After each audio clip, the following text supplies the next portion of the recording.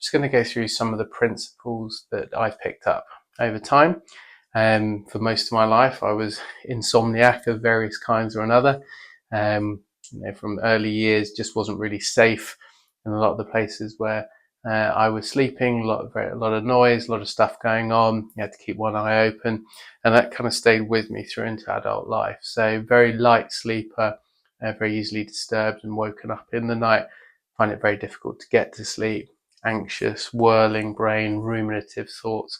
So I've kind of had a long journey, 20-odd year journey myself to try and find sleep, but I'm thankful to say it's an awful lot better now. And what I'll be sharing today is some of the things that have helped me and I've picked up along the way. So sleep for me is one of the 7 principles of a healthy foundation. So those 7 principles are sleep, movement, food, meditation, gratitude, mindfulness, and nature.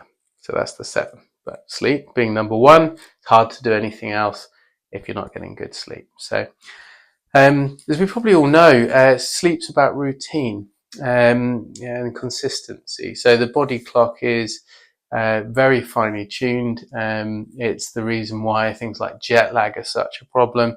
Once that body clock gets out of rhythm, it doesn't really know when it can serve you best. So it can get swung out quite easily. Things like hangovers as well. A lot of that problem that you have kind of the next day or the next couple of days is not just the actual alcohol itself leaving your system, it's the disruption to your body clock. The sleep is lighter and less good quality, and you tend to stay up a bit later sometimes, things like that. So, we know with babies as well, with young babies or with young animals, if you've got dogs, cats, things like that, when they're young, trying to get them into that routine, it's all about just doing the same things every night, whether it's the bath and then the lullaby and then the settling down, whatever it is, the routine is key, and that doesn't really change when we're adults. So it is all about routine and consistency. So every person's different with how much sleep they need. You'll find lots of things on the web that say it's got to be this much, it's got to be that much. My experience with my clients personally, I've got clients who are absolutely on top of the game after 4 hours sleep. I've got others who need a solid 9 or a 10. So I think only you know what's right for you on that one. The stuff on the web will say 6 hours is enough for an adult, 7 to 9 hours, something like that. But only you know what is right. The quantity is important, but the quality, I feel, is more important in many ways. So every person is different. You'll know what you need. But some of the foundations of sleep are fairly universal, and that's what I'll come on to. So first one is sleep hygiene. You've probably heard a lot about this. You can do a lot of Googling of your own. That's really your kind of environment, I always think of it as. And that could be 2 big ones for me, sound and light. So being a very light sleeper myself, I have found that I need to wear earplugs. Now, there's quite a lot of debate about how healthy it is to wear earplugs every night. For me, personally, I've made that choice to wear them. I wear good quality, kind of putty, soft earplugs, and that knocks out about 80% of the noise around me. So that's been a huge part for me. But find your place with sound. But if it is a noisy environment, it might be worth considering some earplugs. Darkness as well. Sleeping in total darkness is extremely good for you. So some people wear an eye mask, some people get blackout blinds, whatever it might be, but just trying to create an environment that is conducive to good sleep. And then of course your comfort and your safety, making sure that the mattress is right for your style. How hard, how soft? Do you have a mattress topper? What's the temperature? Is the window open? So there's that normal human sort of nesting sleep hygiene routine, but it's worth just having a little look around and seeing, okay, well actually, I'm not hugely comfortable. This pillow's no good for me. I might need to get something else. Or, it's very hot at this time of year in the summer perhaps, so I'm actually going to get a sheet because I need something over me, but it can't be a duvet. So it's worth investing a bit of time, money and energy into getting your sleep hygiene right. And then we'll come on to some of the other bits that are important, but I've heard very good things about low-level light bulbs in the bedroom for your reading light and your main lights, just to bring that whole light level down as well. So I'll come on to that a little bit more. Big one modern day is technology. So I've had life-changing benefits from some things I picked up. Two of them are removal of all notifications from your phone that aren't completely essential for life. So your morning alarm to get you up to go to work or get the kids to school or whatever it is, yeah, super important. And having that alarm there. Another example would be your calendar reminders or something, just to remind you where to be.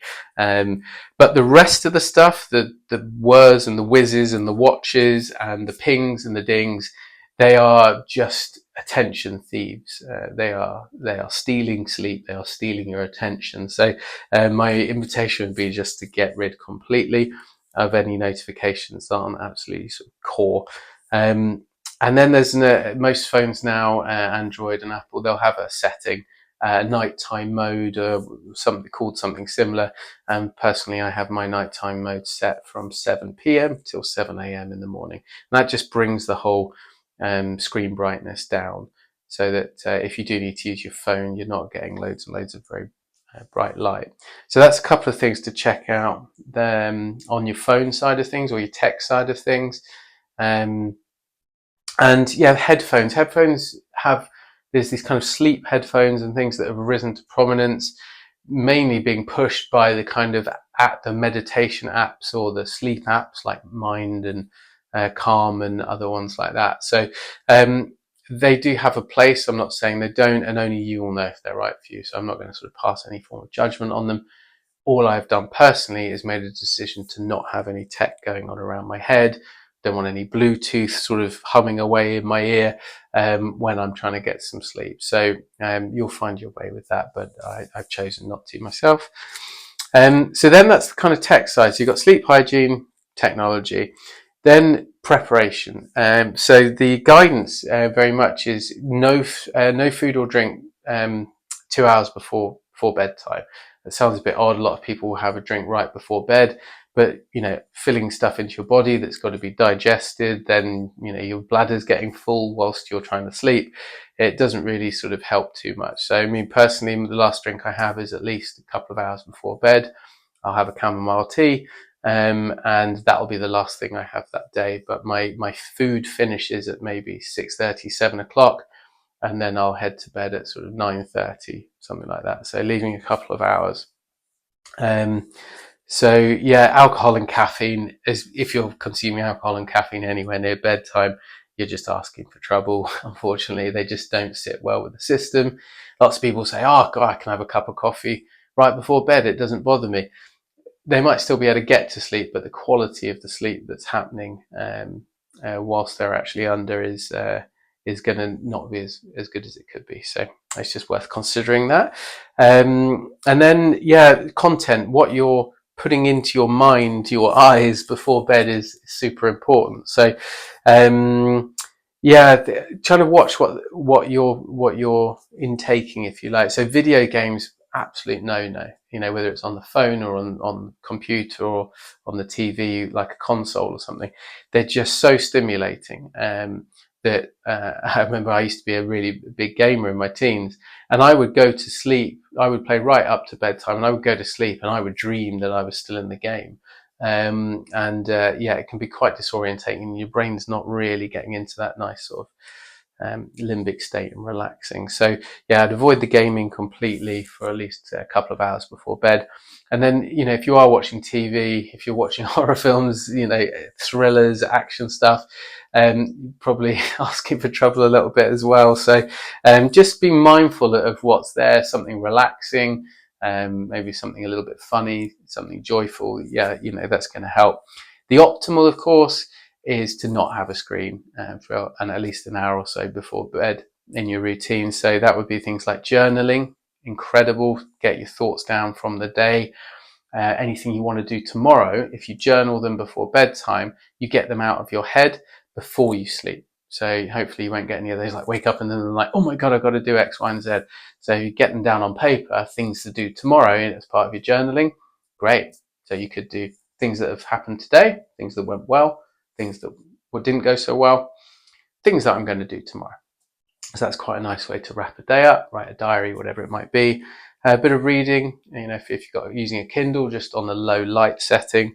But reading a good old fashioned book that you can feel is also quite nice.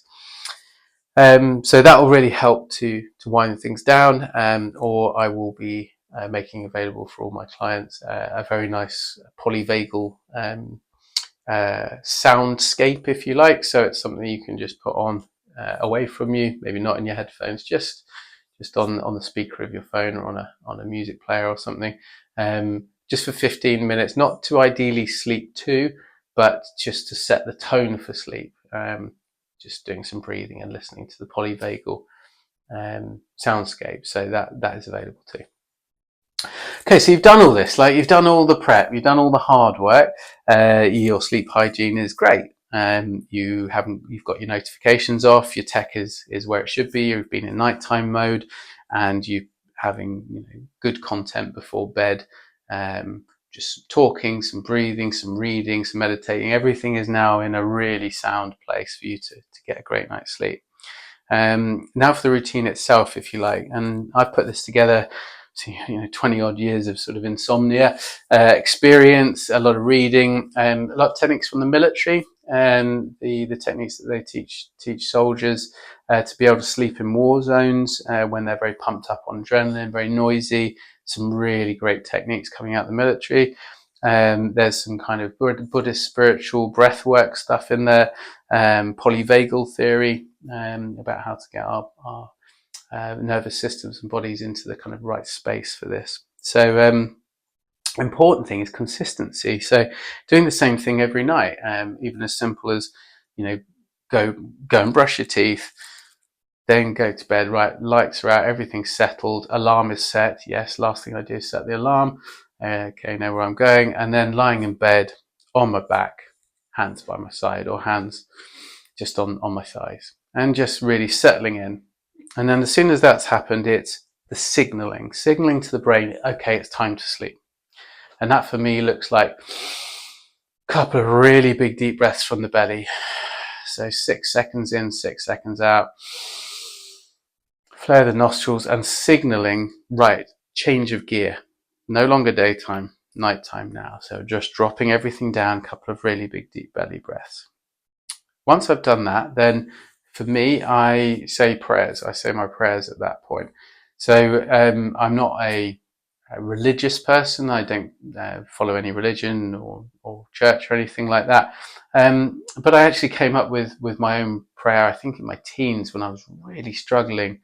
My mum had just died. I was trying to get through my GCSEs, and there was no one to turn to. And without really knowing anything about religion or being religious, I just asked God for help.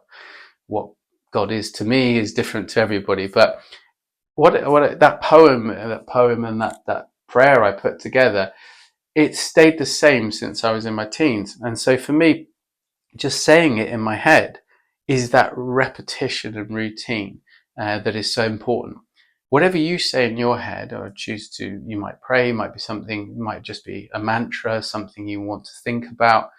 Just make it the same would be my invitation every night. So, it could be something as simple as thank you for the day.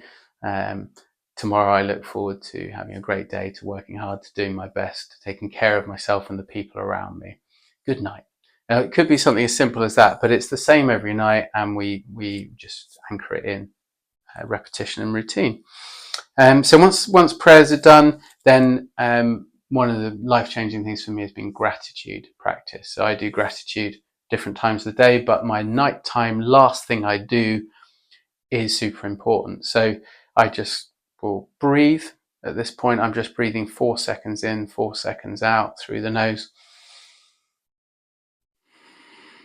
Nice and solid. Hands on my thighs, eyes are closed at this point. I've already said my prayers, so now I'm just in a sort of ready for meditation state. And I'm going to just be breathing and doing my gratitude. So at that point, I'll find 3 or 4 things that I'm particularly grateful for that day. Could be things that have happened, could be things that are in my life, but I'll just end with gratitude. And then usually my very last one is, I'm grateful to be alive. I'm grateful to be here. And there's just something about that that sets a good tone for sleep for me personally. Then it's time for the meditation itself. So this is just a simple, everyone has different meditations. This is just a simple one that I use because it doesn't rely on lots of like having headphones on or listening to something or a repetitive mantra, which can sometimes trip you up when you're trying to sleep because it goes in loops in your head. As can music. Sometimes music can kind of get into loops, and if you are prone to rumination or anxiety like I am, that's actually, I find, a little bit unhelpful. So this is just a breath work meditation. And what I do with this is to picture a mouth in the center of the chest. So I like to see my mouth somewhere near my heart space. And what you're doing is you've got your eyes closed and you're just breathing 4 seconds in, 4 seconds out through the nose. But you're visualizing that it's this mouth in your chest that is doing the breathing. So you can actually sort of visualize the air coming into that little mouth, opening up. It's here, and then it's coming out. And obviously you're breathing through your nose, but the visualization is in the body. And what that helps us do is drop out of thinking, swirly, whirly, ruminating head, and bring ourselves down into feeling body, where things are really, by this point, starting to settle and be calm. So by focusing purely on the in and the out breath happening in the chest area, we're really dropping down into the body and giving us an opportunity to kind of have a break from our head, which can often be the thing that's going to stop us going to sleep, is all the stuff that's going on up here. So just keep that breathing going, connecting to the body. Perhaps if you're in this position, whatever's comfortable for you, you can be on your side, you can be in any position where you can breathe. I personally prefer on my back, hands on my thighs, just breathing away. Invitation would be that when the inevitable itches and fidgets come upon you, you don't actually have to respond to them. This was like a complete revelation for me. That if I had an itch, I didn't have to scratch it. If I had a wriggle, I didn't have to kind of wriggle it. If I had a slight discomfort, like the sheet was sort of bunched up under my leg or something, I didn't actually have to move it. I didn't realize that was the way it works. So if you just focus on the breathing, mouth breathing in and out in your chest, the intense itch that you just had to scratch, usually 3, 4, 5 breaths, it will either be gone or it will be reduced to the point at which you don't notice it anymore. And this is the foundation to sort of a lot of being able to deal with pain that comes up, emotional and physical, using meditation. But yeah, just try not to move. Just breathe through. Okay, yeah, got an itch.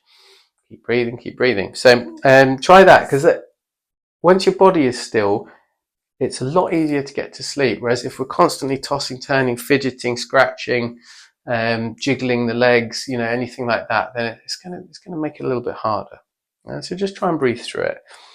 And then, of course, the mind game. So if that's the physical bit, then the mind is going to be going galloping at 1,000 miles an hour often. Hopefully, if you've got your sort of pre-sleep routine right, with a bit of reading, a bit of journaling, a bit of downtime, you're not amped up on coffee and your belly's not digesting your evening meal, you're going to have a much better shot at getting this quiet. But with meditation, I think it's a bit of a sort of a misconception that you're not trying to clear your mind necessarily. It's more of a focus exercise. So your focus is on your breathing in this type of meditation. There's lots of other ones where you might focus on a mantra or a physical sensation. But for this one, we're focusing on the mouth doing the breathing in the chest. So every time our mind wanders, and it will wander a lot, is gently, compassionately, lovingly, as if you were guiding a small child or a puppy. It's like, and come on and let's come back. Yeah. So puppy scampering off, gently bring it back to safety, to where it's supposed to be. So we don't use harsh words when our thoughts go to what's been going on that day, the presentation we're worried about tomorrow, our relationship, our children, or, whatever it's going off into the future, into anxiety and fear and kind of rumination. We gently go, it's okay. It's okay. And we bring the mind back to the breath. We just say, just come back to the breath. It's okay. You might not need to say anything. You might just think of the breath again and bring your concentration and focus back there. But I have a saying myself, which is 1001. So sometimes I'll be really thinking about something and it keeps looping around, and I'll just say to myself, it's okay, 1001.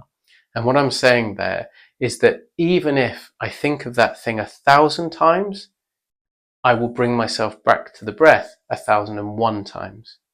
It's a gentle, loving, unconditional, loving reassurance that says, don't worry. Okay, it doesn't matter where you go. I've got you. I'll bring you back to the breath. And that comfort, that sort of loving parent comfort, I found really helpful. And, you know, when I've been getting quite frustrated because I can't get out of a rumination or a thought, that loving voice that says, it's okay, I've got you. Come back, just come back to the breath, come back to the body. And I find that going with that, it's meant that my getting to sleep, usually, 3, 4, 5 minutes, maybe tops, and I'll be off to sleep. And then for me, I'll usually be asleep by perhaps 10, just after 10. I'll then wake at 4 a.m. on the dot, lights come on, ding. Sometimes I'll sort of need the loo. Often might need it, but I won't go. But then I just start the process again at 4 o'clock. So actually I'll usually have a little bit of time where I'm kind of in a thoughtful meditation. I won't get up or do anything. I'll just move back to my meditative position and just breathe. And sometimes wonderful, amazing things will come to me. I feel, often very close to myself, to what's going on. So I might allow myself a little bit of latitude to explore a few things, but gently, lovingly, at some point, I will say, okay, time to go back to sleep now. And then I'll start that process of focusing on the breathing, the mouth in the chest, and just gentle, loving reassurance. It's okay. Come back to the breath in the chest. Now, that's what's worked for me. There's some decent sort of science behind it as to how I've sort of built that routine, if you like. But everybody is different, and that's just what's worked for me. So perhaps give it a try, or find some elements within that you think are good, and have great sleep. Thanks very much for listening.